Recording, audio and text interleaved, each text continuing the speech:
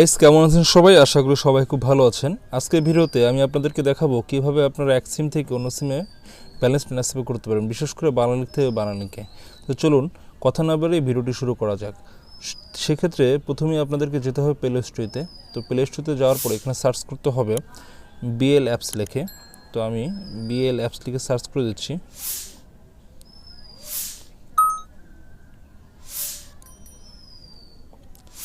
বিল অ্যাপটাকে search করার পরে আপনার সামনে এরকম একটা ইন্টারফেস শো করবে এবং আপনি দেখতে পাচ্ছেন এখানে কিন্তু বানালিকের যে অ্যাপসটি আছে সেটি শো করেছে। তো আমার এখানে যেহেতু ওপেন লেখা আছে, আপনার এখানে ইনস্টল লেখা আসতে পারে।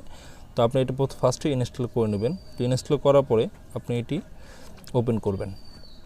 আমি ওপেন করে দিচ্ছি।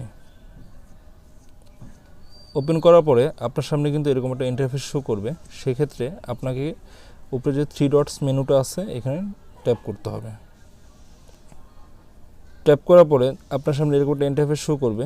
সেক্ষেত্রে আপনি দেখতে পাচ্ছেন এখানে কিন্তু ব্যালেন্স ট্রান্সফার নামে একটা অপশন আছে।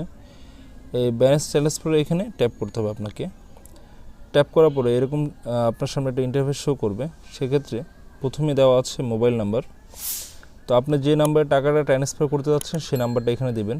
পরবর্তী সময় যেটা দেখতে পাচ্ছেন সেটা হচ্ছে ট্রান্সফার অ্যামাউন্ট। আপনি যে টাকা ট্রান্সফার করতে চান এখানে আপনি 10 টাকা থেকে 100 টাকা পর্যন্ত আপনি ট্রান্সফার করতে পারবেন। পরবর্তী সময় আছে পাসওয়ার্ড। আপনি এই অ্যাপসটি ইনস্টল করার পরে লগ ইন করার সময় আপনার কাছে যে আপনি যে পিনটি দিয়ে এটি লগ ইন করেছেন সেই পিনটি এখানে দিতে হবে। চতুর্থ আছে এখানে হচ্ছে আপনি এটাকে টিকমার্ক দিয়ে দিতে হবে। তো চলুন একে একে আমি আপনাদেরকে দেখিয়ে দিই। প্রথমে আমি আমার কাঙ্ক্ষিত ফোন নাম্বার দিয়ে দিচ্ছি। তো ফোন নাম্বারটা দেওয়ার পরে এখানে ব্যালেন্স ট্রান্সফার দেখাতে হবে। তো আমি 10 টাকা দিয়ে দিচ্ছি।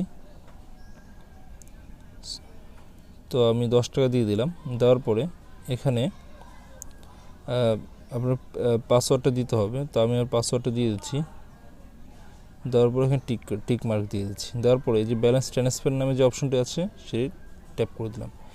দেওয়ার পরে দেখতে পাচ্ছেন আমার কিন্তু ব্যালেন্স ট্রান্সফার হয়নি, কারণ হচ্ছে আমার ফোনে কিন্তু 60 টাকা 61 পয়সা আছে। এই জন্য লক্ষণীয় বিষয় হচ্ছে আপনার ফোনে যদি 10 টাকার কম ব্যালেন্স থাকে তাহলে কিন্তু টাকাটা ট্রান্সফার হবে না। তো গাইস, আপনার ফোনে যদি 10 টাকা বেশি ব্যালেন্স থাকে তাহলে কিন্তু এইটা টাকাটা ট্রান্সফার হয়ে যেত। তো আশা করি ভিডিওটি আপনার ভালো লেগেছে এবং এরকম ভিডিও আরও পেতে অবশ্যই আমার চ্যানেলটি সাবস্ক্রাইব করে রাখবেন এবং আমার ফেসবুক পেজটি ফলো দিয়ে রাখবেন। ধন্যবাদ। আসসালামু আলাইকুম।